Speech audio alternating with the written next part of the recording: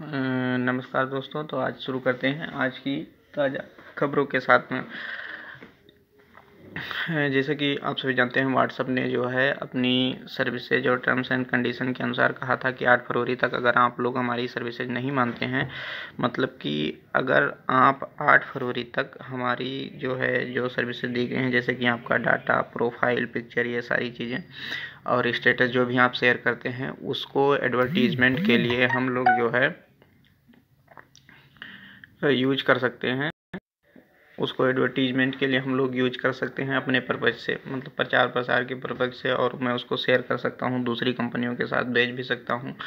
लेकिन ऐसा देखा गया कि बहुत सारे लोग जो है उसको सारे व्हाट्सएप को जो है अनइंस्टॉल करने लगे और उसको हटाने लगे और दूसरे ऐप जो हैं उनकी तरफ रुख करने लगे। तो व्हाट्सएप ने यह प्रक्रिया अपनी मतलब 8 फरवरी से हटाकर 31 मई तक कर दी है, जबकि इसको ऐसा करना नहीं चाहिए था, क्योंकि हर लोगों की अपनी अपनी प्राइवेसी होती है। लेकिन उसने कह दिया है, देखते हैं आगे उसका क्या जो है सेगमेंट होता है, उसका क्या निर्णय होता है। ये सभी अपने अपने लाभ में हिस्सा ले जुड़े रहते हैं। दुराशय, अब आज का ये देखते हैं। दुराशय जो है ये क्या है? दुराशय अर्थात दोषपूर्ण आशय, मतलब मेंसरिया। What is mens rea? ये आप अवेयरनेस के पॉइंट ऑफ व्यू से भी देख सकते हैं, और एक LLB का जो स्टूडेंट है वो तो देख ही सकता है, उसके फर्स्ट सेमेस्टर में काम भी आता है। तो व्हाट इज दुराशय? दुराशय अर्थात मेंसरिया, इसको इंग्लिश में कहते हैं एक्टस नॉन फैक्ट टम निसी मेंसिट्रिया। मतलब यह है कि जब तक कि दुराशय या आपराधिक आशय से न किया गया हो कोई कार्य, अगर आप करते हो, अगर उसको आपराधिक आशय से, मतलब उसको मरने या कारण मतलब क्राइम के आशय से अगर आप उसको नहीं करते हैं, तब तक वह अपराध की श्रेणी में नहीं आता है। यह रहा आपका दुराशय का अर्थ।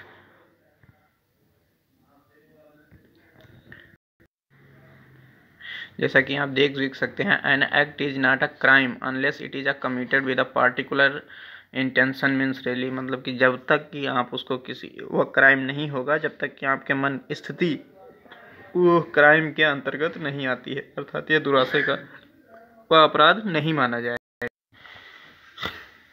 और ये बिशप महोदय हैं, ये जो एक लॉ मेकर हैं, इन्होंने भी दुराशय का अर्थ जो बताया है, बिना दुराशय अर्थात इविल माइंड। जो बिना दुराशय क्या होता है? इविल माइंड, मतलब कि एक छोटा से छोटा कार्य अपराध नहीं हो सकता जब तक कि वो उसको अपराध की श्रेणी में न किया जाए। State of Maharashtra versus mayor Hansraj, ये एक महत्वपूर्ण केस है। State of Maharashtra versus mayor Hansraj, ये आया था आपका 1965 में, एक महत्वपूर्ण केस है। इसके बाद में दुराशय के बारे में व्यक्त किया गया है कि किसी को अपराध नहीं बनाया जा सकता जबकि उसके मन में अपराध ही ना हो, मतलब उसके मन में अपराध की इच्छा ना हो। इस केस में भी इस चीज़ को एकदम खारिज कर दिया गया है कि जब तक उसकी इच्छा नहीं होगी तब तक वह आशय की मतलब दंड की श्रेणी में नहीं आएगा। उदाहरण के तौर पर आप देख सकते हैं कि जैसे कि जो है या राम जो है या राम श्याम को मारने की योजना बनाता है। ठीक, योजना बनाता है लेकिन उसको मारता नहीं है, वो ऐसे छोड़ देता है, योजना बना के छोड़ देता है, उसको किसी प्रकार से करता नहीं है, तो वो अपराध की श्रेणी में नहीं आएगा। सिर्फ योजना बनाता है जबकि उसको मारता नहीं है। और दूसरा उदाहरण देखते हैं, जैसे राम मतलब एक मुर्गे को गोली मारने के उद्देश्य से मुर्गे को गोली मारता है और गोली श्याम को लग जाती है और श्याम मर जाता है, तो वो जो है दुराशय की श्रेणी के अंतर्गत आएगा। अगर श्याम मर जाता है तो वो दुराशय की श्रेणी के अंतर्गत आएगा, लेकिन वो अपराध नहीं माना जाएगा, क्योंकि राम जो है मुर्गे को मार रहा था, ना कि श्याम को मार रहा था। तो ये आपका हो गया दुराशय का अर्थ।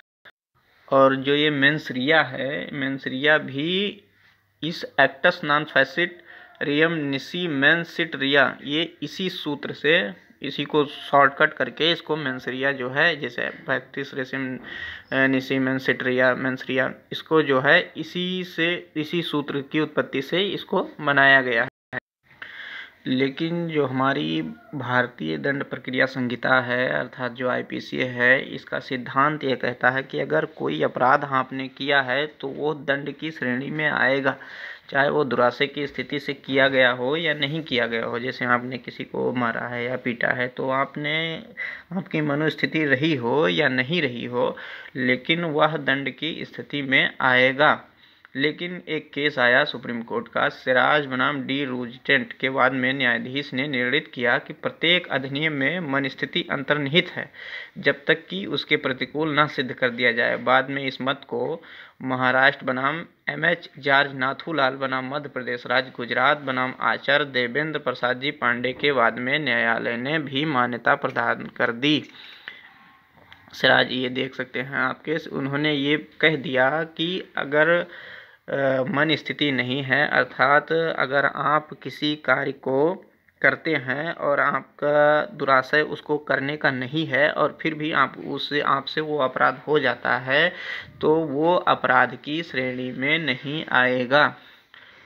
अब और इसमें भी आप वही एक उदाहरण देख सकते हैं या कोई दूसरा उदाहरण देख सकते हैं, जैसे कोई इंसान जो है एक डंडा लेकर या कुछ लेकर अपने जानवर को या किसी दूसरे को उसको पकड़ने के उद्देश्य से अगर दौड़ता है और अचानक में वो उससे किसी दूसरे को लग जाता है और अगर वह व्यक्ति मर जाता है तो वो अपराध की श्रेणी में नहीं आएगा। जैसे कि आप ये ले सकते हैं, जैसे आप किसी को उतना ही चोट पहुंचा सकते हैं आईपीसी के अनुसार जितना कि आपको पहुंचाया गया है। जैसे कि आपने किसी को एक थप्पड़ मारा तो आप उसके लिए उसको जान से नहीं मार सकते, आप उसको सिर्फ एक थप्पड़ या दो थप्पड़ मार सकते हैं रिएक्शन में जो हाँ, लेकिन अगर आपको ये पता चल जाए कि वह व्यक्ति मुझे जान से मारने वाला है, तो अगर आप उसको जानलेवा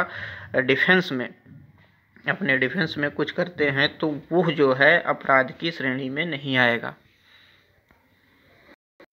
इसी प्रकार हम देख सकते हैं, जैसे कि हम किसी के घर में गए और जैसा मान लीजिए कि किसी दोस्त के घर में गए हम और दोस्त का सामान रखा हुआ है और हमारे मन में जो है मन स्थिति ये है कि हम इसको चुरा ले जाएंगे।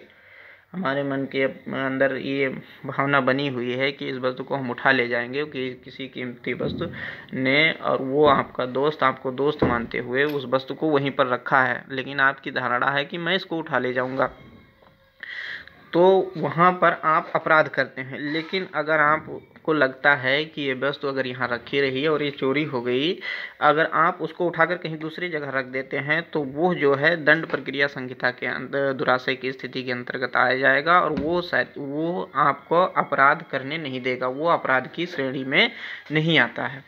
ये आपका रहा सेकेंड उदाहरण। पहले भी कहा था कि वैसे तो हमारे भारतीय दंड संहिता में आईपीसी में जो है दुराशय को मतलब किसी भी दुराशय हो या ना हो आपको दंड के अंतर्गत माना गया है, दुराशय को नहीं माना गया है। कोई भी कार्य अगर आप अपराध करते हैं तो आपको उसके लिए आप दंड के भोगी होंगे, लेकिन स्पष्ट किया गया है कि भारतीय दंड दुराशय को कोई स्थान नहीं दिया गया है था, परंतु दुराशय को तब तक अपराध का आवश्यक तत्व माना जाएगा जब तक कि किसी विधि द्वारा उसे वर्जित नहीं किया जाता। जैसा कि प्रिवी काउंसिल ने एक केस है श्रीनिवास वर्सेस इम्परर सन 1947 तथा सर्वोच्च न्यायालय ने हरिप्रसाद राव वर्सेस स्टेट तथा Nathulal versus state of MP के विचार में अभिव्यक्त किया है कि भारत में जब तक किसी अधिनियम द्वारा स्पष्ट रूप से दुराशय को अपवर्जित नहीं कर दिया जाता, तब तक ऐसे अधिनियम जो किसी अपराध के बारे में बताते हैं उनका निर्वचन दुराशय के आधार पर किया जाएगा। ये रहे केस को जरा दोबारा देख लीजिए, श्रीनिवास वर्सेस इम्परर, क्योंकि केस को आपको कोट करना रहता है एग्जाम में भी और पर्सपेक्टिव माइंडसेट से भी, मतलब अपने पर्सनल जानकारी के लिए भी केस आपको याद रखना पड़ेगा। Hariprasad Rao versus state, Nathulal versus state of MP अपवाद के तौर पर है। अपवाद है कि इन परिस्थितियों में जैसे आपका दुराशय होना आवश्यक नहीं है, जैसे कि आप लोग प्रदूषण आप किसी को जा रहे हैं, मतलब कि आपकी गाड़ी धुआं छोड़ती है या कुछ करती है, आप पॉल्यूशन करते हैं, तो इसका दुराशय से कोई लेना देना नहीं है, क्योंकि आप जानबूझकर एनवायरनमेंट में जो है प्रदूषण फैला रहे हैं। तो इसी प्रकार लोक प्रदूषण के अंतर्गत आता है। दीवानी कठोर दायित्व यहाँ आपके दुराशय के अपवाद के अंतर्गत आता है। Thanks for watching, have a nice day, goodbye. देखते रहिए, सुनते रहिए और पढ़ते रहिए और अपना ज्ञान बढ़ाते रहिए एक दूसरे के साथ में।